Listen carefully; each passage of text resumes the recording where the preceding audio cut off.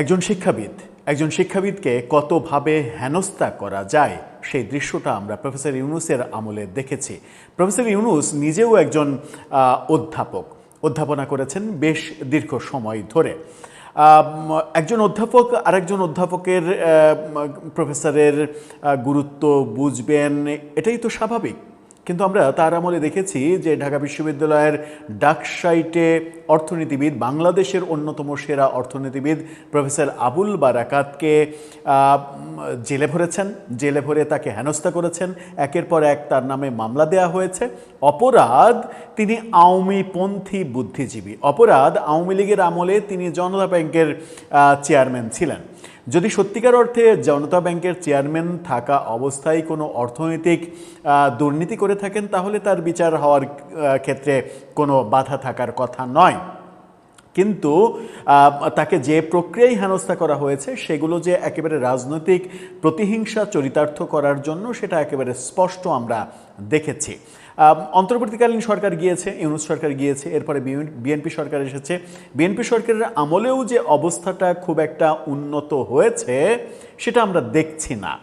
Professor ইউনূসের আমলে professor Abul বারাকাতকে হেনস্থা কেন করা হয়েছে? কারণ আবুল বারাকাত বাংলাদেশের জঙ্গিবাদের এবং সাম্প্রদায়িক শক্তির অর্থনীতির যে ভিত্তি, সেই ভিত্তি নিয়ে তিনি বিস্তর গবেষণা করেছেন, বহু সময় কথা বলেছেন। বাংলাদেশের জঙ্গিবাদের পেছনে অর্থনৈতিক পৃষ্ঠপোষকতা কারা করে, বাংলাদেশের সাম্প্রদায়িক রাজনীতি কোন অর্থনৈতিক ভিত্তির ওপরে চলে, বাংলাদেশের একটি ব্যাংক, যে ব্যাংক নিয়ে এখন সংসদে পর্যন্ত উত্তেজনা চলছে, সেই ব্যাংক কোন রাজনৈতিক দলের মানে কি বলবো যে সিন্দুক হিসেবে কাজ করে, এই ব্যাপারে প্রফেসর আবুল বারাকাত প্রচুর গবেষণা করে বিভিন্ন কথাবার্তা বিভিন্ন সময় বলেছেন। সম্ভবত সেটাই মূল রাগের কারণ, যে প্রফেসর আবুল বারাকাতের মতো মানুষজনকে সরিয়ে না দিলে প্রফেসর ইউনূসের যে প্রিয় সাম্প্রদায়িক শক্তি, তারা নিশ্চিন্তে ঘুমাতে পারবে না। এবার হাইকোর্টকে সরাসরি হস্তক্ষেপ করতে হলো, সরকারের উপরে নির্দেশ জারি করতে হলো যে আবুল বারাকাতকে কোনোভাবে নতুন মামলায় ফাঁসিয়ে হেনস্থা করা যাবে না। এই আদেশ হাতে পাওয়া মাত্রই তাকে মুক্তি দিতে হবে। হাইকোর্টকে বারবার বিভিন্ন জনের বিষয়ে এই ধরনের রুল জারি করা, এই ধরনের নির্দেশ দিতে হচ্ছে কেন? এটা কি সরকারের জন্য সুখকর কিংবা সম্মানজনক হচ্ছে? চলুন, প্রফেসর আবুল বারাকাত বাংলাদেশের অন্যতম সেরা অর্থনীতিবিদ, তাকে নিয়ে কি হচ্ছে একটু বুঝে ওঠার চেষ্টা করি এই ভিডিওতে। থাকবেন পলিটিক্স টিভির নিয়মিত আয়োজনে।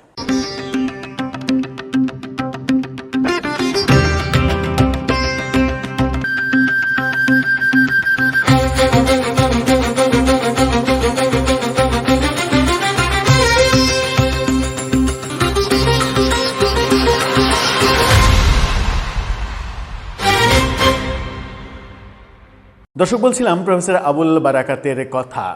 আবুল বারাকাত এমন একজন শিক্ষাবিদ, এমন একজন অর্থনীতিবিদ, যে লেভেলের অর্থনীতিবিদ কিংবা শিক্ষাবিদ বাংলাদেশে খুব কমই রয়েছে। নাই তা তো নয়, আছেন, অনেকেই আছেন, কিন্তু খুব কম রয়েছেন। সেই রকমের একজন মানুষকে, একজন শিক্ষককে জাতির সম্মান দেয়া যেখানে উচিত, সেখানে আমরা দেখছি যে তাকে নিয়ে এক ধরনের রাজনীতি হচ্ছে এবং রাজনৈতিক প্রতিহিংসা চরিতার্থ করার ব্যাপারগুলো হচ্ছে। অনেককে নিয়েই হয়েছে, মানে আওয়ামী লীগের আমলে বিএনপির অনেক বুদ্ধিজীবী প্রফেসরকে নিয়ে হয়েছে।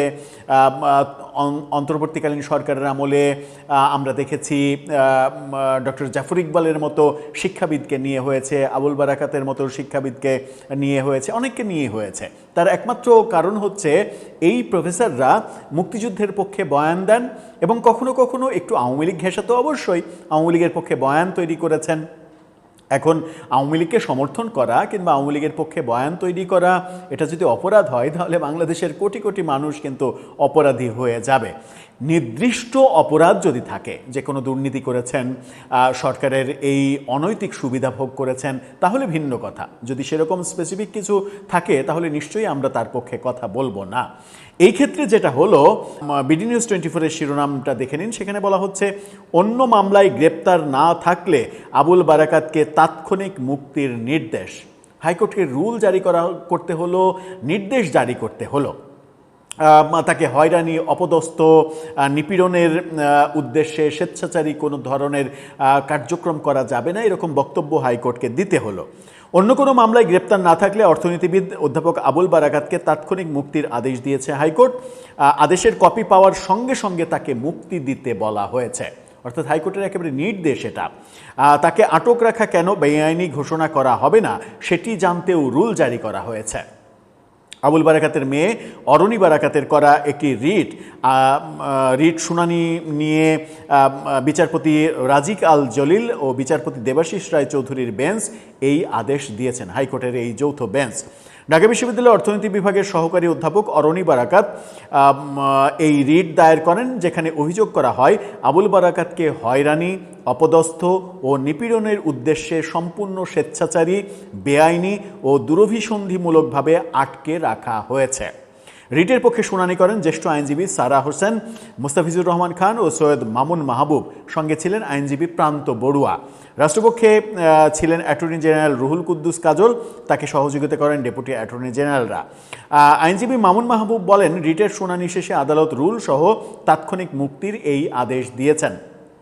রিটে বিবাদী স্বরাষ্ট্র সচিব, আইন সচিব, ঢাকা কেন্দ্রীয় কারাগারের সুপারিনটেনডেন্ট সহ সংশ্লিষ্ট প্রতিপক্ষদের আগামী 8 জুলাইয়ের মধ্যে রুলের জবাবও দিতে বলা হয়েছে।